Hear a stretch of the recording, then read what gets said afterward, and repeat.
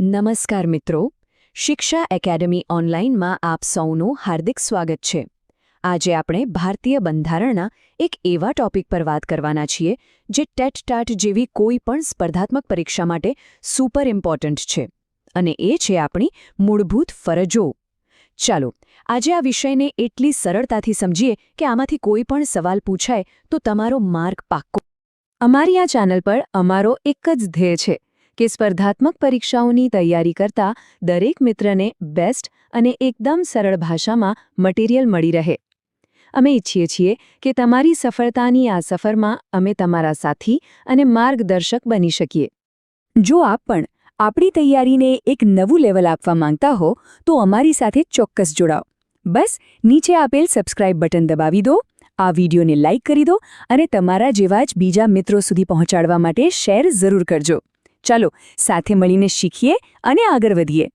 તો ચાલો હવે જરા પણ સમય બગાડ્યા વગર આજના આપણા મુખ્ય વિષય પર આવીએ. સૌથી પહેલાં આપણે એ સમજીશું કે આ મૂળભૂત ફરજો છે શું અને પરીક્ષા માટે તે આટલી બધી કેમ અગત્યની છે. તો આજનો આપણો ટોપિક છે મૂળભૂત ફરજો. હવે મનમાં સવાલ થાય કે આ ટોપિક આટલો બધો મહત્વનો કેમ છે? કારણ કે એક તો ભારતના નાગરિક તરીકે આપણને આપણા અધિકારોની સાથે ફરજોની પણ ખબર હોવી જ જોઈએ, અને બીજું, પરીક્ષાની દ્રષ્ટિએ આમાંથી સવાલો પૂછાવાની લગભગ ગેરંટી હોય છે. તો ચાલો આજે આ ટોપિકને એવો પાક્કો કરી લઈએ કે કોઈ મૂંઝવણ જ ના રહે. કોઈ પણ વિષયને ગોખવા કરતાં એની પાછળની કહાણી જાણવી વધુ સારી, ખરું ને? તો ચાલો સૌથી પહેલાં એ જાણીએ કે આ ફરજો આપણા બંધારણમાં આવી ક્યાંથી અને કેવી રીતે, એની પાછળનો ઇતિહાસ શું છે. અહીંયા એક બહુ જ રસપ્રદ વાત છે. જ્યારે 1950માં આપણું બંધારણ લાગુ થયું ને, ત્યારે એમાં મૂળભૂત ફરજોનો ઉલ્લેખ હતો જ નહીં. જી હા, આ ફરજોને તો છેક 1976માં 42માં બંધારણીય સુધારા દ્વારા ઉમેરવામાં આવી હતી. આ માટે સરદાર સ્વર્ણસિંહ સમિતિએ ભલામણ કરી હતી, અને તેની પ્રેરણા આપણે તત્કાલીન સોવિયત સંઘ એટલે કે આજના રશિયા પાસેથી લીધી હતી. આ બધી વિગતો યાદ રાખજો, પરીક્ષામાં સીધી પૂછાય છે. તો હવે સવાલ એ થાય કે બંધારણમાં આ ફરજોને જગ્યા ક્યાં મળી?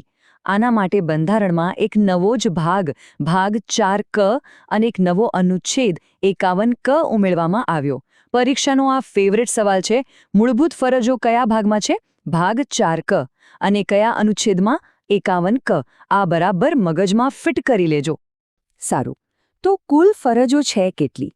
જો 1976માં જ્યારે ફરજો ઉમેરાઈ ત્યારે કુલ 10 હતી, પણ પછી વર્ષ 2002માં 86માં બંધારણીય સુધારા દ્વારા શિક્ષણને લગતી એક નવી એટલે કે 11મી ફરજ ઉમેરવામાં આવી. એટલે આજે આપણી કુલ કેટલી ફરજો છે? બરાબર 11. 1976માં 10 અને 2002થી 11. આ બંને આંકડા અને સુધારા ખૂબ અગત્યના છે. ચાલો તો હવે એ 11 ફરજો કઈ કઈ છે એના પર એક નજર નાખીએ. આપણે દરેક ફરજને એકદમ સરળ શબ્દોમાં સમજવાનો પ્રયત્ન કરીશું. પહેલી 3 ફરજો તો જુઓ, એ આપણા દેશના સન્માન અને એકતા વિશે છે. પહેલી ફરજ કહે છે કે બંધારણને માનો અને રાષ્ટ્રધ્વજ, રાષ્ટ્રગીત જેવા પ્રતીકોનો આદર કરો. બીજી ફરજ આપણને આઝાદીના લડવૈયાઓના ઉમદા આદર્શોને યાદ રાખવા કહે છે. અને ત્રીજી ફરજ દેશની એકતા અને અખંડિતતા જાળવી રાખવાની જવાબદારી સોંપે છે. ચોથી ફરજ દેશની રક્ષા માટે હંમેશા તૈયાર રહેવાની વાત કરે છે. પાંચમી ફરજ તો ખૂબ જ મહત્વની છે. એ કહે છે કે આપણે સૌ ભાઈચારાથી રહીએ અને એવી કોઈ પણ પ્રથાનો ત્યાગ કરીએ જે સ્ત્રીઓના સન્માનને ઠેસ પહોંચાડતી હોય. અને છઠ્ઠી ફરજ આપણી ભવ્ય સંસ્કૃતિ અને વારસાને સાચવવાની વાત કરે છે. સાતમી ફરજ આપણને પર્યાવરણનું એટલે કે જંગલો, નદીઓ અને જીવોનું રક્ષણ કરવા માટે કહે છે.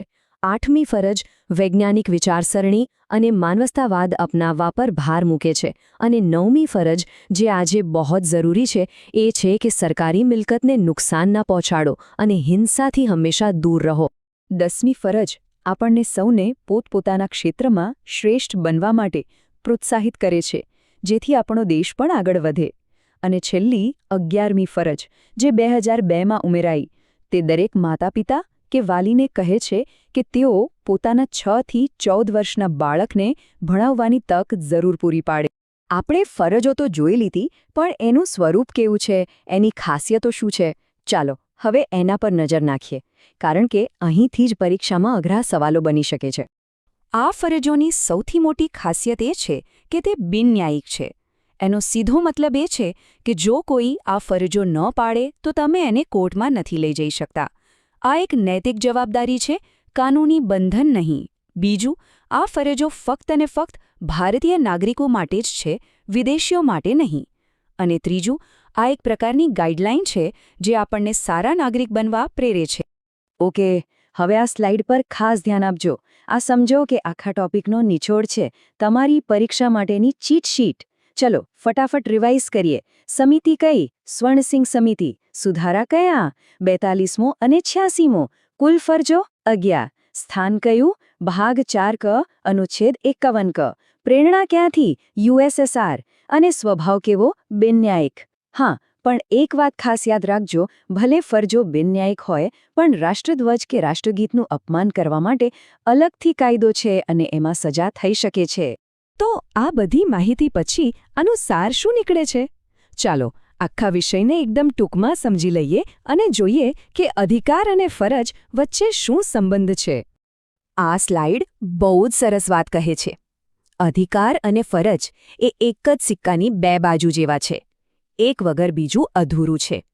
અધિકારો આપણને તાકાત આપે છે, તો ફરજો આપણને જવાબદાર બનાવે છે. જ્યારે આ બંને વચ્ચે બેલેન્સ જળવાય ત્યારે જ એક સાચી અને મજબૂત લોકશાહી બને છે. તો મિત્રો, આ હતી મૂળભૂત ફરજો પરની આપણી આજની ચર્ચા. આશા છે કે હવે આ ટોપિકમાં તમને બધું એકદમ ક્લિયર થઈ ગયું હશે. જો તમને અમારો આ પ્રયાસ ગમ્યો હોય તો ચેનલને સબસ્ક્રાઇબ કરવાનું ભૂલતા નહીં, બેલ આઇકન દબાવી દેજો, જેથી નવો વિડીયો આવે કે તરત તમને ખબર પડી જાય. અને હા, લાઇક અને શેર તો બને જ છે. જતાં બસ એક વિચાર. આપણે જેટલા પોતાના અધિકારો માટે જાગૃત છીએ અને લડીએ છીએ, શું એટલી જ શિદ્દતથી આપણી ફરજો પણ નિભાવીએ છીએ? આ સવાલ સાથે જ આજની વાત અહીં પૂરી કરીએ છીએ. આપ સૌને આવનારી પરીક્ષાઓ માટે ખૂબ ખૂબ શુભેચ્છાઓ. ફરી મળીશું એક નવા વિષય સાથે. જય હિન્દ.